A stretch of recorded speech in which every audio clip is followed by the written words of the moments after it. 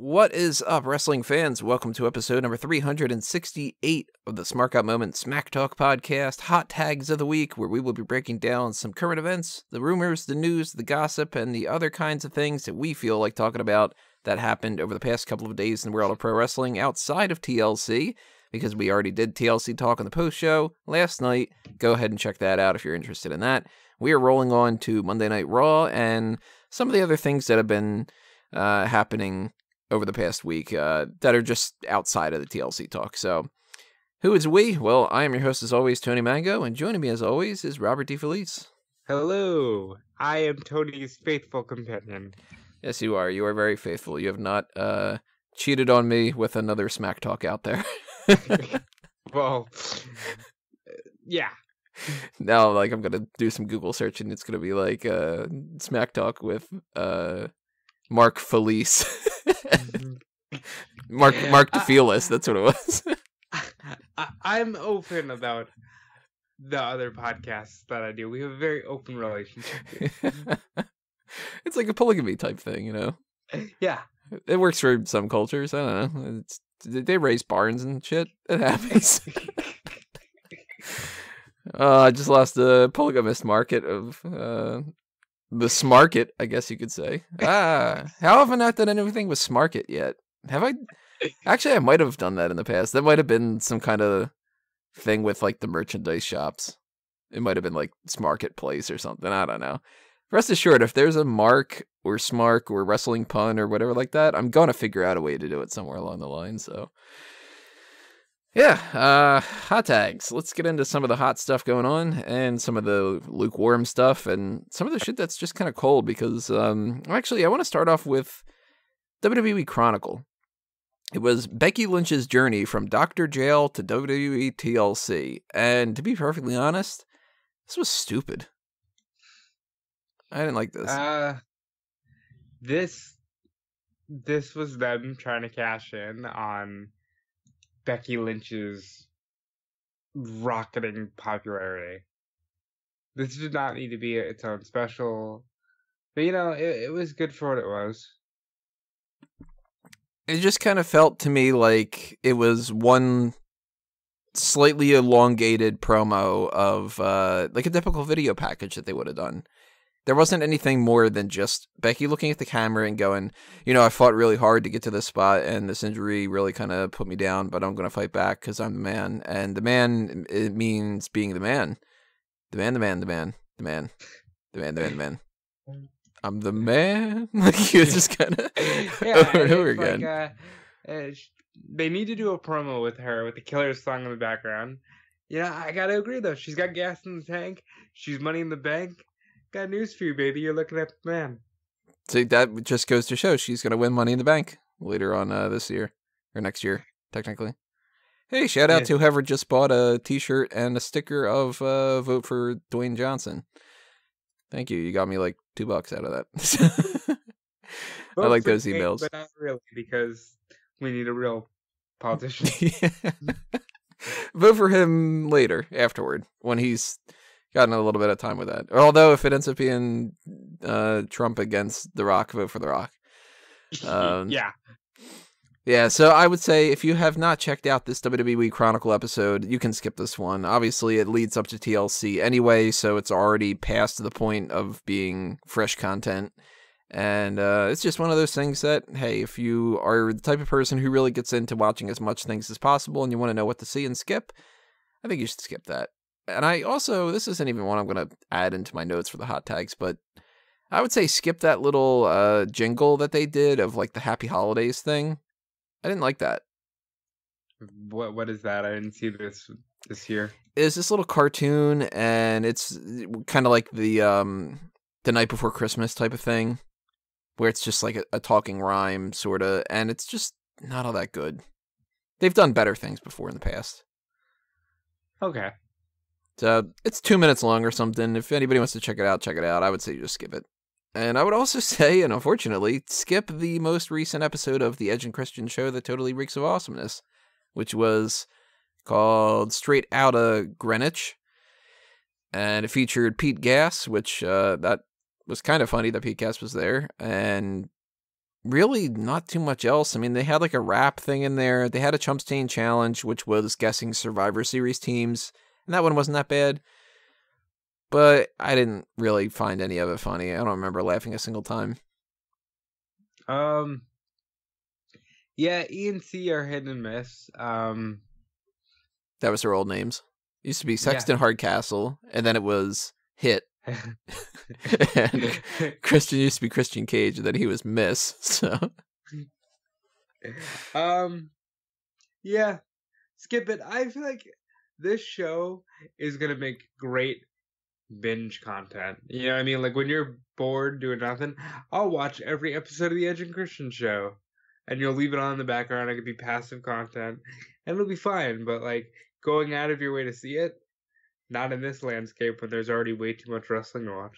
yeah, and they had like a little thing where it was Becky and the Riot Squad, and I can't remember if there was anybody else or not, but they were supposed to be doing that whole like, for only X amount of dollars per day, you can save, a child in a foreign country or like that kind of thing. And it was just like save a heel, but there wasn't really a joke to it.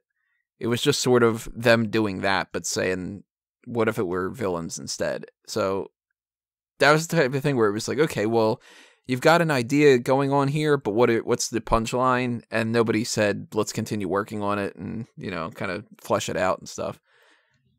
You just sort of, Liv Morgan has fake teeth. Yeah. You think they're that lazy? I don't think so. WWE being lazy? Nah, come on. No. We will get to a lot of that talk a little bit later on. I would say, though, with the Edge and Christian show, if they just did a whole episode of the Chump Stain Challenge, I would like it. Just a couple different challenges. That's my favorite part of the show. Just having them, like, guess, here's a silhouette of Hacksaw Jim Duggan, or something like that. That part I actually find fun. Especially because it's like I can kind of try to guess along, and I didn't get fucking anything on the Survivor Series teams. I thought that it was the King's Court, got that one wrong. I had no idea about the Teamsters, and then afterward I'm like, really? The Teamsters? They went with the Teamsters? That's such a lame name. I found out later that that's actually a name that's in reference to, like, a union for back in like the old mafia days. Yeah, but it's just comes off more like the Ring Kings type of thing.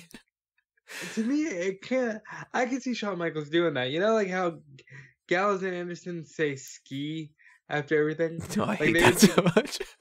They would do the team ski, and Michaels would, yeah, man, we're the Teamsters. Me and Big Daddy Cool, we got our team. We're the Teamsters. I don't know. I'm a sucker for that era, so I love it. It just so much strikes me as the type of thing where it's like that Simpsons joke, who are we? The Wildcats. Who are we going to beat? The Wildcats. It's just like we're the Teamsters because we're a good team. Like, I don't get the mafia kind of connection with them, That's a hell of a team, though. Shawn, Diesel, Owen, Anvil, and Jarrett.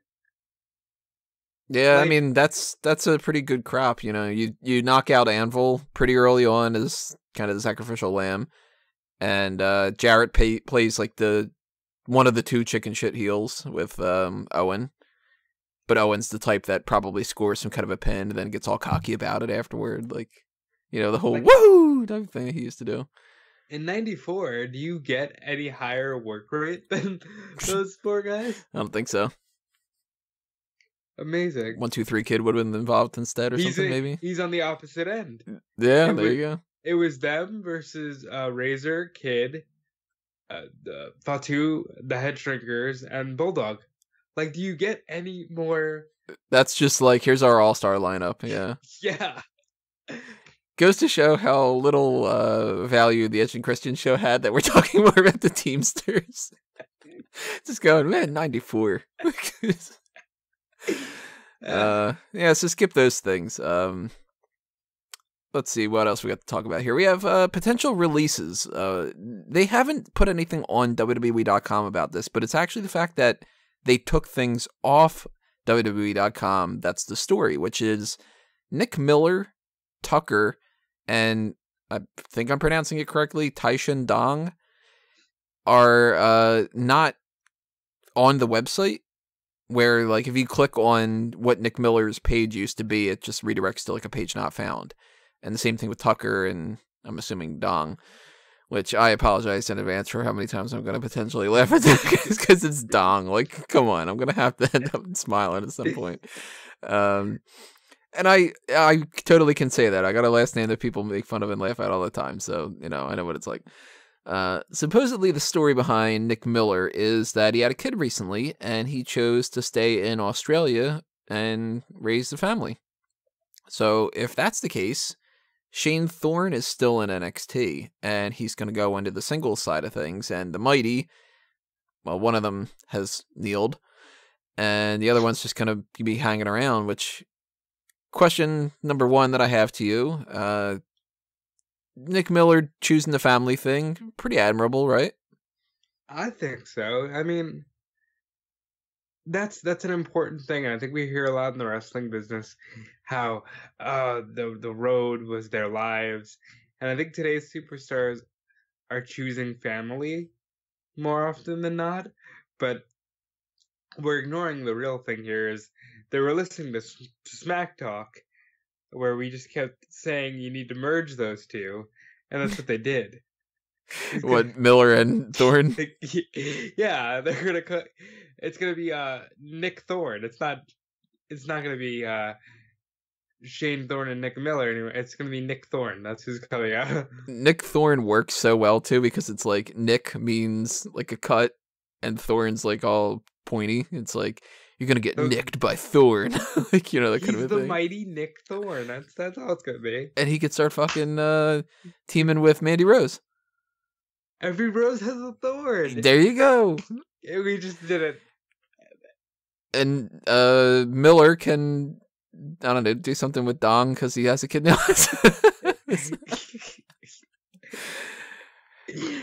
I actually, it's weird to say, but I liked Shane Thorne better than Nick Miller, so I'm kind of happy that if one of them was going to go, it was Nick Miller anyway. Not that I really think that there's too much to go with for Shane Thorne. Like, on his own, this is my second question to you, basically, I don't think that Shane Thorne's really going to go anywhere. I think they're going to find a guy that they're not doing anything with, and they're going to pair him with Shane Thorne, and they're going to be the Mighty. The new Mighty? Yeah. Him and, like, who could be, like, somebody who's hanging around in the midst? Like, Eric Bugenhagen or whatever his name is. Or... What? Who is Eric Bugenhagen? It's one of those performance center dudes. There's like I don't know, there's about like 15 people or so that are just sort of like hanging around. They haven't done anything. Like Dan Matha, he was on one episode of NXT one time and he was supposed to be like the next big thing, and Samoa Joe wrecked him. And then that's it. Although he's supposed to be with Kona Reeves for a little bit. Try to bring up that list here.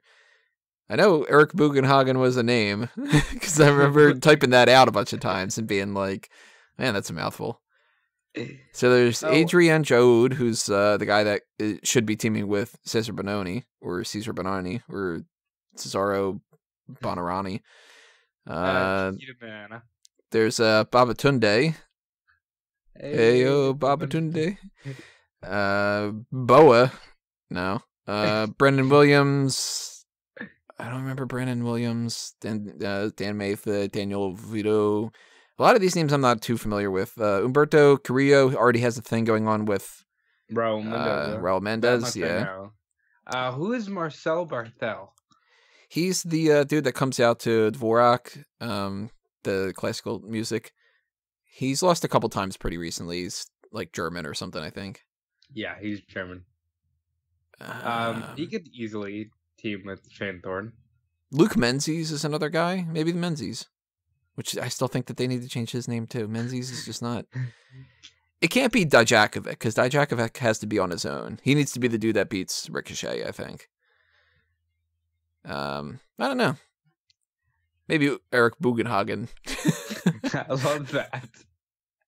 It just, to me, make fun of people's names, because I've been already making fun of everybody else's names. Eric Bugenhagen, to me, sounds like a dish that Arnold Schwarzenegger would be ordering. He's like, Eric Buchenhagen. Like, ah. What's Riddick Moss doing? He could do a thing. He's back, I think, actually. I think he's back from his injury. Tino isn't back yet. I don't think. Of course, Shane Thorne could also just be a generic, like, individual. Yeah, I mean, he could just be like one of the Australian. jobber types guys. They'll pair him with Murphy. Oh, Murphy's got Forgotten Sons. No. Or no, not Murphy, Blake. That's what I'm thinking. Actually, is Shane Thorne under 205? Probably. Let's see here. Shane Thorne is 225. Nah, they could just fucking lie. He's not 220. They will change that in a heartbeat. He'd be like, yeah, he ate a salad earlier. He's 202 pounds now. He looks like Randy Orton in the face. So the Nick Miller thing, I mean, the Mighty, they're no longer a thing. If they throw somebody else with Shane Thorne, then we get a new tag team, whatever. But it's not the end of the world. They can bring in new tag teams. Tucker is kind of a surprise for me because they seemed like they kind of liked Tucker a little bit. And maybe that's part of the NXT UK deal that's been going around recently where they've been saying that people are signing these exclusive contracts. Maybe Tucker didn't want to do that. Or maybe they didn't offer him one. That could be true, too, yeah. And he was just like, wait, if you don't value me enough, then I'm just going to go back on the indie scene. Yeah, just pop up for, whatever different things. And for that matter, too, there has been a lot of talk that they want to expand more into Australia. And if they create another kind of performance center or NXT Australia or something like that, then Nick Miller, I'm sure in the future, they'll bring him around and he'll be. I hope that they don't do NXT Australia. I hope that they don't either. But, they could. Especially if it's like 5 years from now or so. They could do that. Dong. God damn it, I was trying not to. I didn't see a single match that he had. I don't know if he was good or not. He was a big guy, like tall, and a boxer, I guess. So, they wanted to kind of expand into like the Chinese market and stuff. And I kind of feel like the more people that they do this with, the less it matters, because when they start announcing these different people and it's like Rinku Singh and Rocky and oh god, what was the guy's name that wrestled at the Andre the Giant Memorial Battle Royal? Tian Bing. Yeah, Tian Bing, yeah. Like, so many of these people from India and Asia and, all these other kind of markets and stuff, they bring them in. They make a big deal about signing people from these other countries. They hang around in the Performance Center for a year, then they release them. And it's kind of just like, well, fuck, how many people are you really going to keep? Jeet Rama's been around for God knows how long, and he hasn't even made it up to the NXT roster. Well, maybe that's like a genuine, like, okay, we're going to sign you. We don't know if you are even cut out for this, but we're going to sign you, and we'll do our best. I'm starting to think that it's just a publicity stunt, and that they really don't have any plans to use these people. Like, it's more enticing, obviously, that they can sign. They go to Saudi Arabia and they're like, we've signed 4 people from Saudi Arabia and you won't see them ever. I do wish Ho Ho Lune would have stuck around, as these two could have been Ho Ho and Ding Dong. Like, and their manager could have been like a yodeler. Debbie. Yeah, Little Debbie. There you go. Like, that Little Debbie. Was... I used to be a hostess before I was a manager. Hey, where's the cream filling? Yeah, that's all I got on Dong. Cream filling. Make your own joke. Something zebra cakes. Let's talk about, let's get into it. The NXT talk kind of brings us into one of the things that we're going to talk about for Monday Night Raw, and we're going to kind of bounce around here, but there had been an announcement that Vince McMahon was going to make an announcement. So We had been talking about this. You went to the idea of thinking that it was going to be the brand split ending. I went to the idea of he might take a dump in the middle of the ring. And both of us were wrong. I was closer to right. Because, well, let's just say they brought out... I don't know, because he did kind of shit all over the concept of this being a real change. So... Well, but they brought out all the McMahons, so... If you didn't watch Raw, Shane, Stephanie, Hunter, and Vince kind of all stood in the middle of the ring.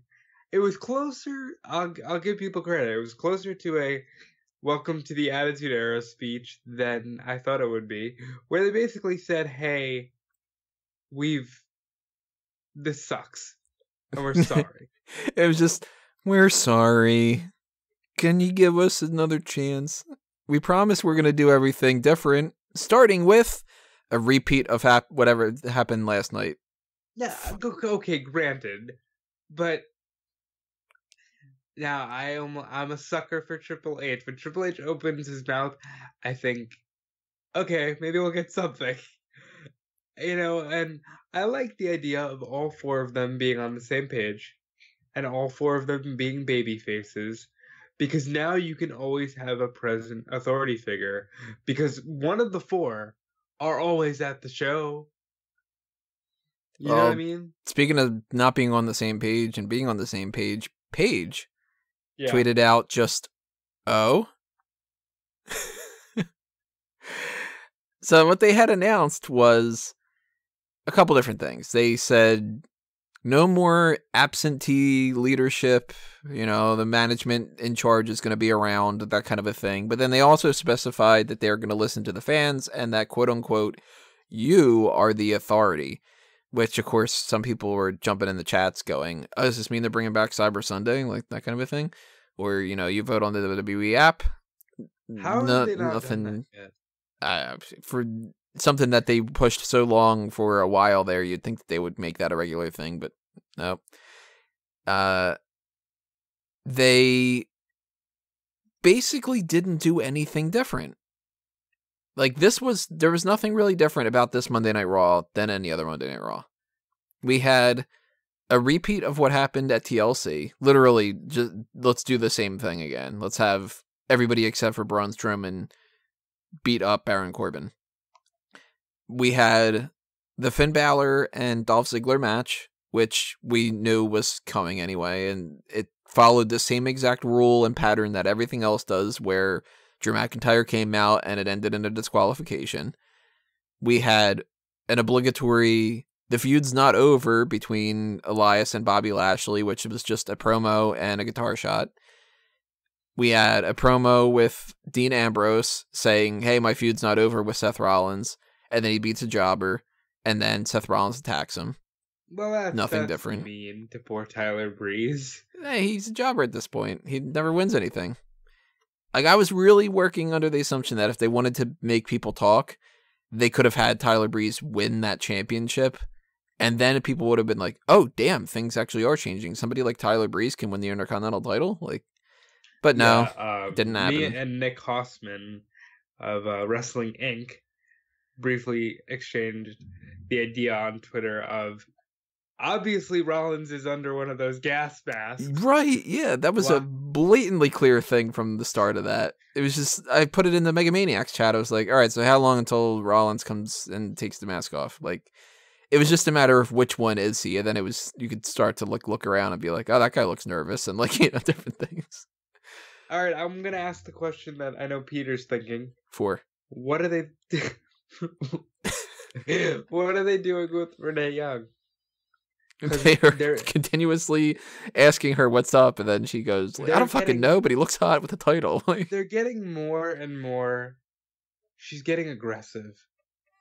Yeah, she's going to bat for Ambrose a lot.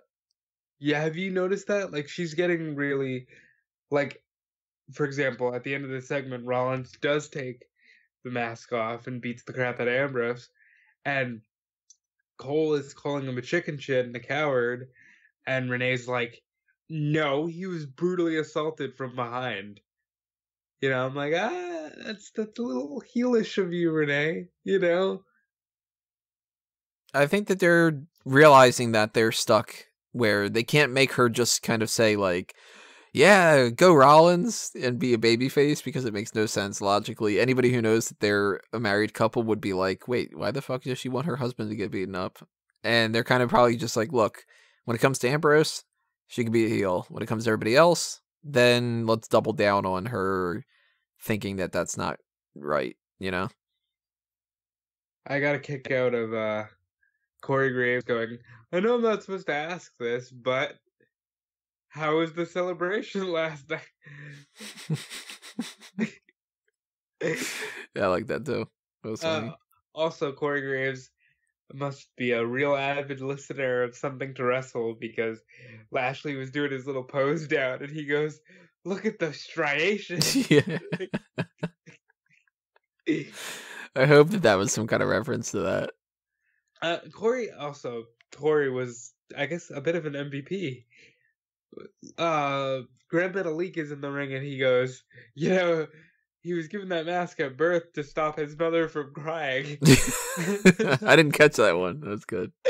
And Cole calls him out on it. He's like, well, you used that bit a couple weeks ago. And he goes, well, in fairness, I think it's also in the video game. But it doesn't matter.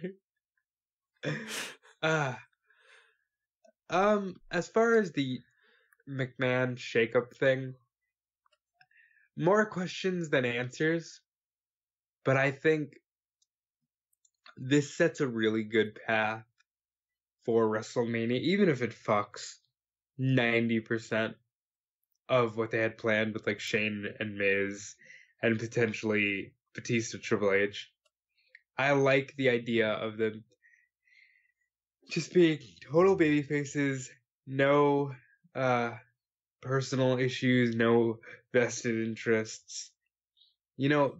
That's the Stephanie McMahon I can get behind, being annoyingly philanthropic, if that's the word. I apologize if it's not. This is Triple H, the creator. I wanted him to be like, oh yeah, by the way, here's Aleister Black. I thought, really, when they said to Corbin, you have to beat this man, I was okay. waiting for somebody, yeah. I was like, Yeah, well, I'm it has like, to be either Angle or they're bringing somebody up from NXT. Like, it had to be those two. And if it would have been somebody like, you have to beat this man, and it's Rhino, I would have been like, oh, come on, But they did announce that NXT stars are coming up to the main roster. They haven't specified when, they haven't specified where, but they said that they've been doing this whole thing with Lars Sullivan. We knew that was happening. On top of him, or not literally, but, physically, they've got Heavy Machinery, Nikki Cross, Lacey Evans, and EC3. At the very least, those. There is a chance that tomorrow on SmackDown that they air something else and they say, like, here's a couple more people that are going to be coming up. Because they didn't specify that they're coming to Raw. They just said coming to WWE. I think that is the most telling thing, and I think that's why I was right. Because Shane said across Raw and SmackDown several times they have specified on their way to WWE. I think that the brand split is, or if nothing else, remember when they did Raw Super Show? Oof. Yeah. Yeah, I really don't want them to start doing this, because if they fall back into the exact same patterns, and they already are, but if they fall back into the exact same patterns as the other brand split, then they need to just acknowledge brand splits don't work. The end. You did it twice. You ran into the same issues. Just don't ever do it again. And eventually they're going to end up doing that. That's the thing. They're going to do the whole thing where they go, well, I don't know if we need 2 tag titles. Let's have a unified tag title go between the 2 brands. And then, well, I don't know if we need to have separate pay-per-view things, whatever. We already have the co-branded pay-per-views, so maybe now we could just have one champion between them. And then we could do this, and then we could do that. And then the next thing you know, we're having 6 months worth of that's on this show, even though they go on both shows. Kind of like when they did the whole like talent exchange thing where ECW was halfway on SmackDown and stuff. I didn't like when they had the big gold belt on SmackDown, and it was the Intercontinental title, but it was the headliner on SmackDown. It was so stupid. Right. If that's the case, they need to just say, all right, officially, it's all going away. We're not going to dawdle. Champion versus champion for everything. The end. And since they didn't announce that, and we've got Asuka is a new champion, and, you know, different things like that, I don't think that this is happening. Poor Paige. Paige is going to be really interesting, because if Paige is still going to be a general manager, then that kind of defeats the purpose of what they said. And if she isn't going to be a general manager, what's she going to do? You know? I'll say this. Back on the plans of the past, they always had a GM on SmackDown, even though Raw was run by the Authority. Yeah. If they do this, though, and I think that this is what they're going to do, and this is why I'm kind of just salty about it. If you really, like, boil it down, to use a phrase that I've been saying too much this year, Vince McMahon comes out, he introduces the rest of them, and they say, we're sorry that you haven't been liking what we're doing. We promise we're going to make changes. And this episode of Monday Night Raw was pretty much exactly the same as every other episode of Monday Night Raw. So we didn't see any changes, except for the promise. They were very clear that in the coming months and they specified that it would be stretched out. But we haven't seen any of that yet. So we've also seen and heard that something was supposed to happen with Survivor Series, and nothing has. And there's been plenty of times where it's like, well, we're holding off on that because we're going to get to it. And then a couple months go by, then they go, yeah, we lost interest. We're sorry, we're not doing it. So I never take WWE on their word that, like, we'll figure it out and it'll pay off, we promise. Because there's so many instances where they just go, yeah, plans changed. Oh, well, nobody cares anymore. It's been a couple of weeks, been a couple of months. Look at what they did with, like, something like Kevin Owens and Sami Zayn are going to fight for the last time ever. It was 2 weeks or something, and then they fought again because they were just kind of like, yeah, fuck it. You know, they do this kind of stuff all the time. So when they come out and they do an announcement saying, we promise we're going to make a bunch of changes and things are going to be great, and it might take a while, it's like, well, is it going to take 3 years? You know? The tapings are going on now, and there hasn't been... They've said certain things that are supposed to be happening on these tapings. Like, we know that now, I'm looking at it, Elias beats Bobby Lashley in Miracle on 34th Street fight, which we were joking that they were going to have a Miracle on 34th Street fight and stuff. No, I wasn't joking. I just didn't think it'd be these two. They always have to do it for some stupid reason. Yeah, they always do it. So it was just a matter of like, all right, well, that's, you know, the street fight that we'll get, and, you know, different things like that. So far, there hasn't been anything like EC3 popped up and won the Intercontinental title or something crazy. Just to make your life easier, there was a dark match that saw Ryder defeat Raleigh, and there was no mention of it being main event. So it might have just been, they might not be doing any main events. That's weird. They might do that afterward, though, because at that point, if everybody leaves after Raw, it's just main event that doesn't have the crowd, you know? Right. That could be the plan. Because it is in California, so is there a 5-hour difference or something? Is that what it is? 3 hours? So it's still early enough that they can record some other things. But yeah, we've got this promise of the future, and one of them being the NXT stars. So Lars Sullivan, we've talked about enough already. He's coming up. He's going to fight Braun Strowman, blah, blah, blah, blah, blah. We already know how that's working out.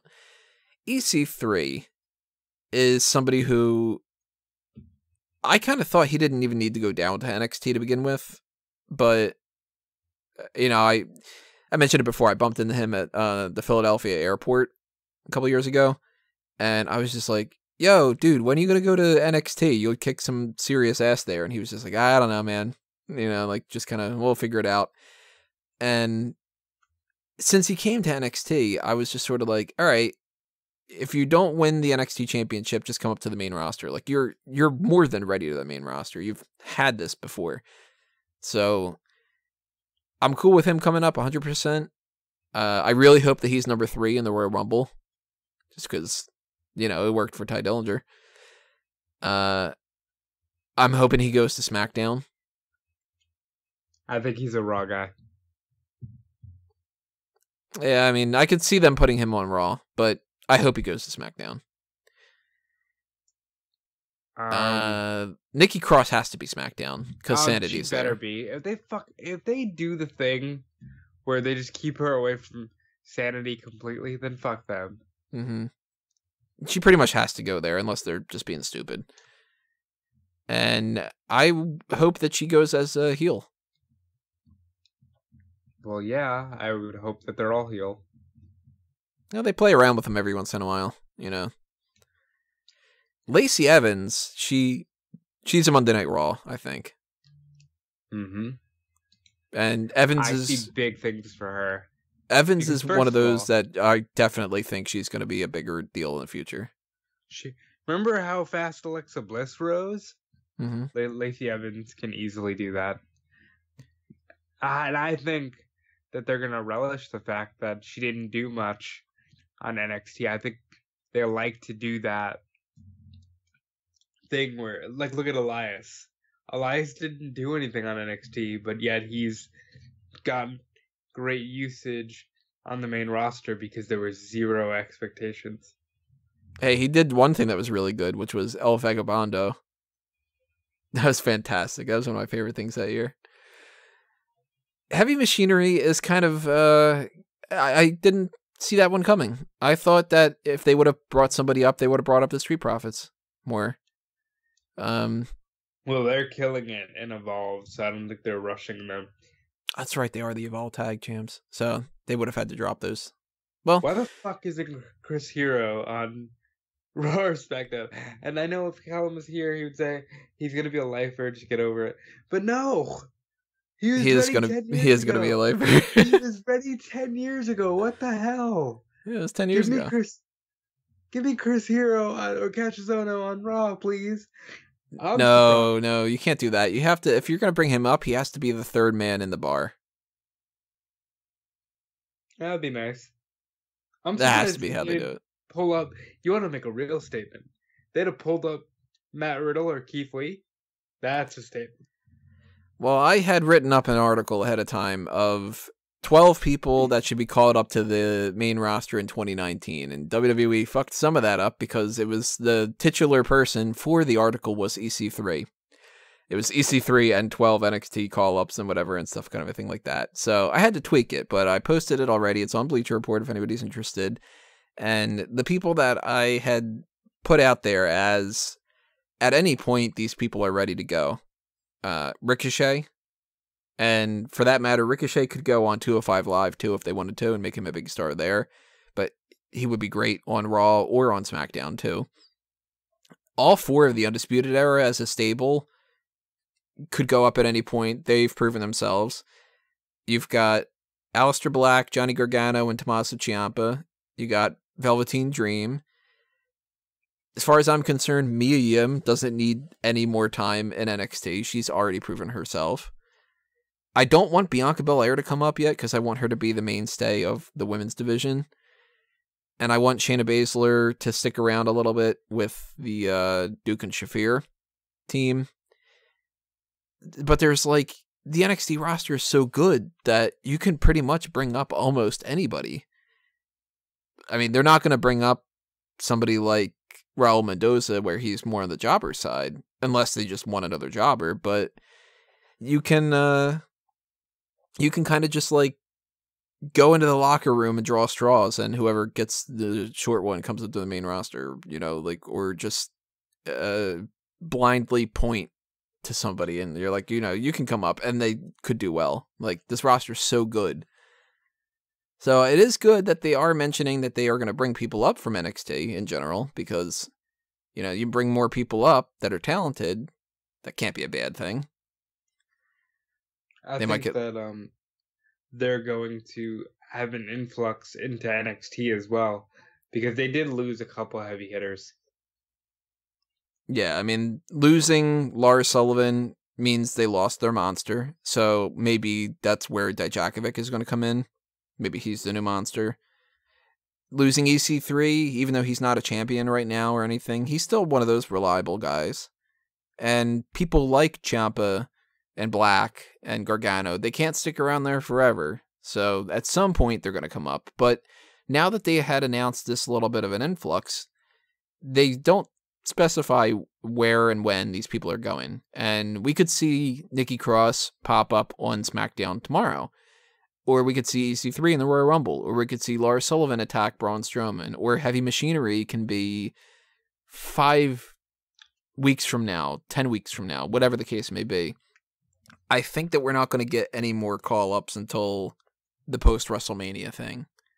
Because this will be like good enough to keep people interested a little bit, you know? Right.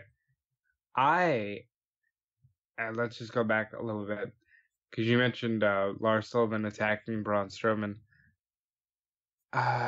He wasn't there either, was he? On Raw? Yeah. Nah, he didn't do anything. They did that promo, but that was it. But as far as NXT guys are concerned, I think this was a good list. I told you, and I'm glad you did, to get the article up now because I'm almost certain they're going to announce at least 3 to 5 more tomorrow. That's what I'm worried about. Yeah, I was like, I don't want to write up this article again for the 3rd time. But the thing is, that's potentially 9 to 11 people that you're pulling up from NXT, and I don't know if that's something NXT can afford. Well, the good thing with NXT is they're able to work with less and not have poor expectations. Like, realistically, even though they're entertaining, Oney Lorcan and Danny Burch aren't going to be main roster, big name, huge WrestleMania main event type guys. That's just, everybody's got a ceiling. And I highly doubt WrestleMania 36 is going to be Oney Lorcan fighting for the Universal Championship. But Oney Lorcan goes out there and he fights Cassius Ohno. The crowd fucking loves it in NXT. You know? So they can get around with some of that kind of stuff for a little bit. And you've got Shayna Baszler kind of holding down the fort with the women's division. And Bianca Belair, and you still have Kairi Sane, Io Shirai. Dakota Kai's injured now, so she really isn't a factor, but you can bring in people from NXT UK and do like some crossover type things if you want to. Like, hell, for that matter, that might be their plan. They might actually want to do like for NXT TakeOver New York, it might be NXT versus NXT UK. That might be their game plan, just to kind of like keep things fresh a little bit or something. They could. By that point, they'll have a women's champion, the UK champion, and the tag champs. So they wouldn't have a mid-card title, but you know. I mean, it would be an interesting thing. I don't think that they're done with Gargano and Ciampa just yet. So I think that even though this hurts them, you'll notice Triple H didn't pull up Black, he didn't pull up Gargano, and he didn't pull up Ciampa. And, well, I mean, unless they announce something tomorrow, and not Velveteen Dream, not Ricochet because he's holding a title. Undisputed Era are still down there, they're holding the titles. So there's still, like, leeway, and it might change based off of tomorrow, I don't know. Either way, that's the only thing that's really a change, because the other things that they had said that they were changing, quote unquote, I don't buy into. One of them being, oh, we're not going to do the rematch clause thing anymore. Actually, I have a follow-up to that. Went on WWE.com, and the poll on the website actually says, how do you feel about the fact that Shane McMahon has gotten rid of Champion's Advantage rematches? So, like, I guess that means it is a true declaration. Like, they're not going to do that. I think that'll last 2 months. Yeah, you're giving them more credit. Yeah. It's way too easy to fall back on it. And that's, like, I'm not just saying that as somebody who's being critical. I would do the same thing. Yeah, I actually like the rematch clause. Like, the whole difference with the good and the bad when it comes to that is if you've got an out it's good that you can take it, but you don't have to take it every single time, and you don't have to be lazy when you do it too. Like, Seth Rollins loses the Intercontinental Championship to Dean Ambrose. If the match would have gone down better, I think people will be more excited to see a future rematch, but realistically speaking, if they announce Seth Rollins versus Dean Ambrose, it's the rematch. They might as well just say he's got the built-in rematch thing. Because if they do what they will do, which is, well, we want to just do a rematch anyway, and all they have is a graphic that pops up on the screen and Michael Cole or Tom Phillips says, hey, everybody, in 2 weeks at the whatever pay-per-view, this person's going to get their rematch for the title. It's still the rematch clause. It's just not them calling as much attention to it, you know? No, they're not going to brand it a WWE Championship rematch like they did AJ Styles and Daniel Bryan. It'll just be the type of thing that they do where Charlotte Flair just happened to get another chance at the title because Paige said Charlotte Flair gets a chance at the title. And that's like, you're still not fixing the problem. You're just not shining a light on how lazy you can be, you know? Right. So I don't think that's going away at all, and I think that that's an empty promise. I do think that they're going to stick to the Lucha House Party rules thing being away. That was stupid. Because it's just kind of just a pointless thing to begin with. They already fucked the Revival, by the way. The Revival lost their match. Yeah, but you know that was a guarantee. I didn't even try drafting that up. But why? Like, and that's proof again, too, right there. Like, out of the course of this, the tapings that are going on right now and the Monday Night Raw that had happened, what is different from what there was last week? Baron Corbin's not in charge? That damn sheep and just give them the benefit of the doubt until like the middle of January. Because I can understand, you know, Christmas time, it's hard to facilitate change. I think it means a lot that they themselves were open about, like, it's going to be a few months. It's better than nothing. I'll give them that. It's you know what it kind of reminds me of? When, this is a really horrible comparison, but it's the first thing that popped in my mind. When you know somebody who's into drugs and they apologize to everybody around them for being a fuck up and they say that they need to get their act together and you know that they're not going to, but at least they acknowledge that they have a problem. Right. It's kind of like, it's a shame. You can understand now that there's an issue you need to correct. I'm not going to hold my breath that you will. And we'll, you know, you'll be back in jail. You'll be in rehab. You'll be whatever, you know. Well, thankfully, I don't know a whole lot of drug people, so this is not something I'm used to. That we've used this comparison before. It really is like a drug almost. And I'm going to take the route of the helpless junkie who wants to believe that something big is coming. So I'm going to blindly just like, I think, and honestly, they could have done this one thing left and everybody would have felt better. If they just said, we're going to do something about Lesnar. And that would have been a major step up. That's it. They might not even had to have said anything at that moment. Just, we're going to do something about Lesnar. Although I think it's insane how much heat Braun Strowman has. I'm not Braun Strowman, Baron Corbin. Like, that was Vicky Guerrero level booing. Kind of makes you wonder why they're getting rid of him as a general manager. You know? It's like, now it's working, and you're getting rid of it. Do you think, and this is a discussion that I think ties this in perfectly, do you think that they're proving that you need Attitude Era guys? Because, no. Well, look at who they put on the show. It's Shane, Hunter, Stephanie, and Vince. And yeah, they are stars of today in their own right, but really, people look at them and go, oh, but that's when Raw was good. No, I don't think it's that you need Attitude Era people. I think it's just that you need people who have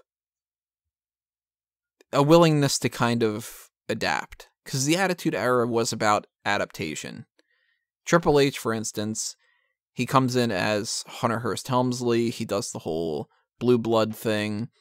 He starts getting into DX. He changes. He does the whole thing with Stephanie and changes. He does the game, the King of Kings, the corporate member, the DX thing again. Like, he's changed here and there. Shane McMahon hasn't changed at all, but Shane's not just the same type of person as Vince McMahon is. And Stephanie, to her credit, she changes some things here and there, you know. But more than anything, I think it's just that you need people that are willing to go, okay, look, we can't do the same exact thing every single week for 3 hours. Do basically the same thing for 2 hours on SmackDown. Have all this extra content and all this other kind of stuff on the side that we clearly don't care as much about because we always value Raw more, and not have people get sick of it after a while. Like, that's just the big deal. And look at the way that certain things haven't changed in WWE. Like, little specific details. That's the thing. It's like one of my go-to things I always bring up is when people are doing the interviews. And you've got this mentality that every interview needs to end with somebody staring off into the far right distance. And it's like, why? Why is that a thing? That shouldn't have been a thing to begin with, let alone that's like a mandatory thing that has to happen on everything now. And that's been going on for a couple of years. So that must be a Vince McMahon thing, that he likes that. Or it's Kevin Dunn who really likes that. And that they can't change those little things like that. That's where you run into situations where it becomes so obvious when we're like, oh, look at that. Our big changes are happening on Monday Night Raw, and we have 30 minutes worth of a promo starting it off the same as we always do. And how long is it going to take before Drew McIntyre causes an interference? How long is it going to take before Seth Rollins attacks Dean Ambrose? There wasn't any writing that was different this week. Maybe it'll change. Maybe over the course of the next couple of weeks, they're going to figure something out. But I'm not holding my breath.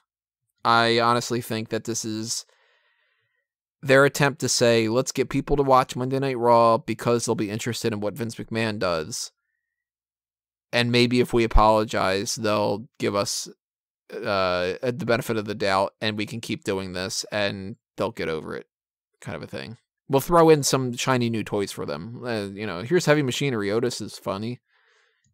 And then they'll get distracted with the Royal Rumble, and they'll get distracted with the Brock Lesnar thing. And they're, like, bless his heart, one of the new writers on the site, Greg, was like, oh man, this means that Braun Strowman's going to beat Brock Lesnar. And it's like, dude, don't fall into the trap. He's not beating Brock Lesnar. Who said that? No. Yep. No. It's like, he's not doing it. They're making you think that, and then that's why you'll watch over the next couple of weeks with this hope building up, and then when the Royal Rumble happens, and Lars Sullivan fucks over Braun Strowman, and then we get Brock Lesnar smiling and laughing, and Paul Heyman doing the whole, like, haha, we told you so, it was a spoiler, not whatever, and then it's the same exact thing over and over again. And then people will go, God damn it, we thought that they were going to change something. But then they'll go, hey, buddy, C3's on the roster now. Like, I honestly, at this point, I don't want Brock to lose it to Braun. If it was somebody else, maybe I would be like, yeah, do it. Hulk Hogan? I even him, I just don't want to see him lose it to Braun. Braun had way too many shots. How about this? Paul Heyman throws salt in Braun's face. No, okay. And wait. then... Wait, I've seen this. I would laugh. Fuck it. I would just... That would make me laugh so much. Vince McMahon looks old, and that really needs to be addressed because I think he feels odd about it. Like they did a bit where Stephanie kind of made fun of the fact that he can't hear as well, and he gave her a look to where she like audibly apologized. He was choking up a little bit when he said then, now, forever. Yeah, which was odd. And by the way, that's the weirdest thing ever. Stephanie kind of stepped forward and apologized. Shane was just there to pander, right? He didn't say anything. He was just sort of like, "Hey, what's up? You guys, Bo and Baron?" Like Shane, I think said, oh, all four of us are gonna run Raw and SmackDown, which is still weird. Yeah, he sort of almost interjected with just like SmackDown 2. That was his role twice in the night. Hunter did what Hunter does, and then Vince says, "Well, by God, as long as we give you less of what you don't want and more of what you do, we'll be okay." It sounded passive aggressive, didn't it? Yeah. It was just like, "Well, that'll shut you up, you fucking assholes. We're gonna do less of the shit that we want, and more of the garbage you idiots want. How about that?" Kind of a thing. And it's like, that's not really the best message you kind of want to be sending out there. That it's almost sort of like, well, by God, if you want to keep watching and we need you to keep watching, then I guess we'll do your crap. Because didn't he say something too about like some kind of thing about like you don't have to listen to these people or something? Like he almost went into like heel mode. No, because, and I think this was Vince either showing his age or something. Baron Corbin had tremendous heat. Tremendous. Like, Vicky Guerrero at the height of her excuse me bit, he kind of heat, and they're all fucking around with him. The McMahon's, that is. And finally, Vince goes, you have a microphone and they don't. Like, get on with it already. Like, this was supposed to be their apology and their promise to change things and the illustration that things are going to change for the people that haven't been watching Raw for the past few months. And I feel like it was an empty kind of lack of an apology, kind of. Well, let's go back to that microphone thing real quick, because I think that was more so him making a statement to the rest of the roster, like, learn how to control the fucking crowd, because this is annoying. Oh, I took that as like him in the producer hat just going, we're going long here, just wrap it up. Probably that as well, but I do think there was a double meaning there where he was saying, okay, we've run this bit long enough, and also like stop letting them, which is ironic because they said you are the authority now, but right, stop letting them control take charge so much. You do have a microphone, it is your job to control them. And if that's the case, then that's a really bad message to send, to be like, listen, you guys are the authority. We're going to listen to you. God damn it, Baron, will you tell them to shut the fuck up? It's like, put them in their place, god damn it. They need to know that they're just the fans and they're just here to be able to listen to our stories. Like, well, I think it's good to say, we want to listen to you, but I think it's also good to have them be controlled. Like, the fans have gotten fucking, let's just call it what it is. The fans have gotten stupid out of control. Some markets, or smarkets, as you can say, are really, really bad. My main example was Extreme Rules with the 5, 4, 3, 2. I like that. I thought that was funny. That appeals to the asshole in me. I'm totally fine with that. For the Rumble, which we're gonna have to deal with a lot. It'll be fun. I love that. But I do that in my brain when it's doing it for the Rumble. For an Iron Man match, though, to have every minute go, I loved it. I thought it was fantastic. Now, if they started doing that in the middle of, like, I don't know, the Natalya Sasha Banks thing from earlier, then it would have been a different story. I don't know. I feel like it was a good speech, but we've also seen a lot of these. Like, this is a new era, and they did the thing. Michael Cole did the thing where he goes, we're in a new era. I was like, oh, as soon as you vocalize that, it's suddenly not a new era, and it's just a story. Yeah, because it's almost like giving yourself a nickname. Like, these things happen naturally. People The forget. whole Attitude Era thing was DX and Austin. People forget. They think, oh, they think that Vince McMahon came out and said, we're in the Attitude Era. No, it was just like, that was just a tagline. And it just is how people remember it, you know? Yeah, All the of a new sudden- generation thing was him. That was him going like, we're doing a youth movement. This is the new generation of WWE, and we're going to have the new logo and that kind of thing. That was like an active type thing. The Attitude Era didn't come along until after they had been like, all right, DX has spent like an entire year doing this kind of stuff. Austin has been spending like an entire year building things up.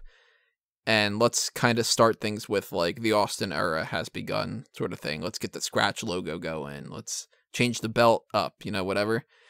And unless they do changes that are like that are like big, sweeping changes, then you don't really have any kind of a change.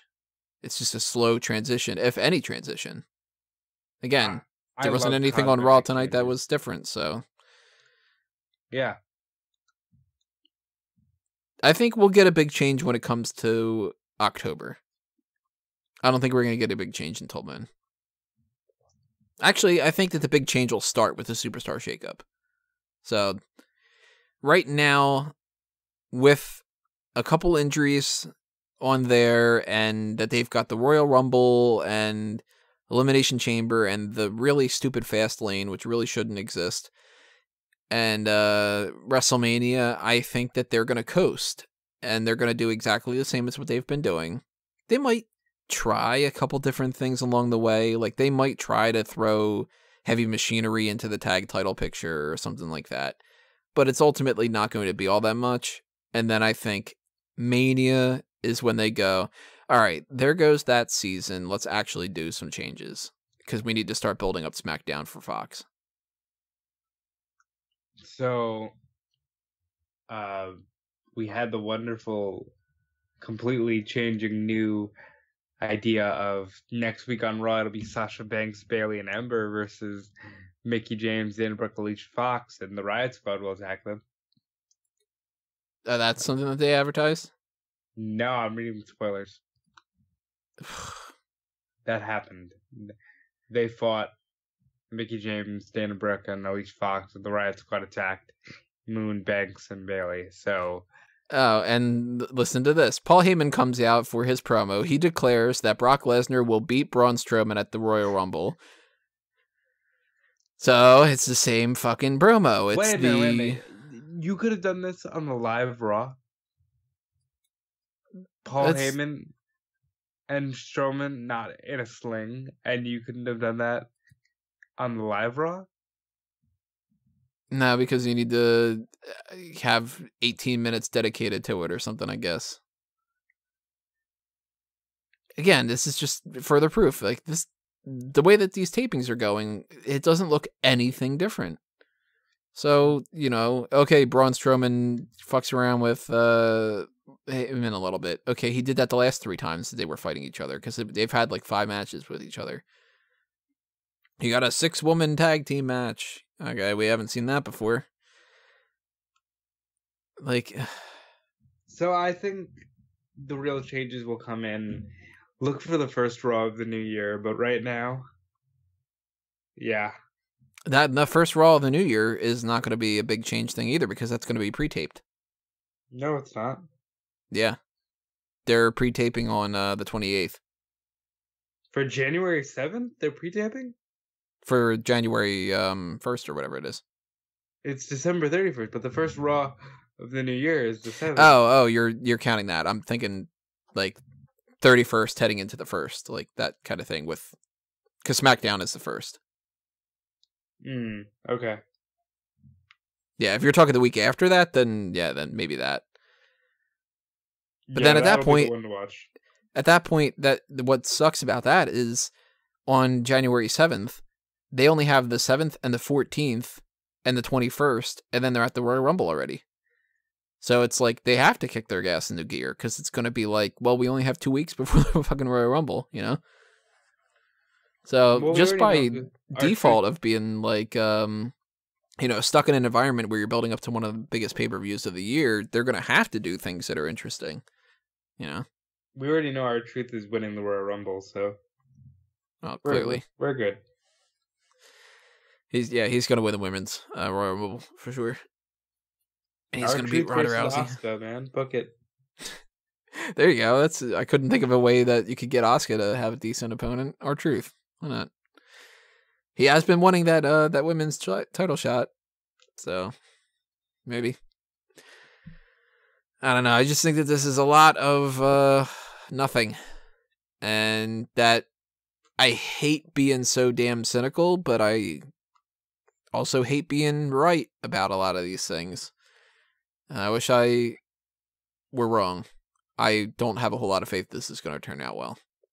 I hope you are wrong, but I do think that you are right. And that's sad. So our big grand sweeping changes are coming. Tune into Monday Night Raw. Essentially comes down to, so you think EC3 is going to Raw or SmackDown? Kind of a thing. And that's sort of just like, all right, well, we could have done that discussion anyway.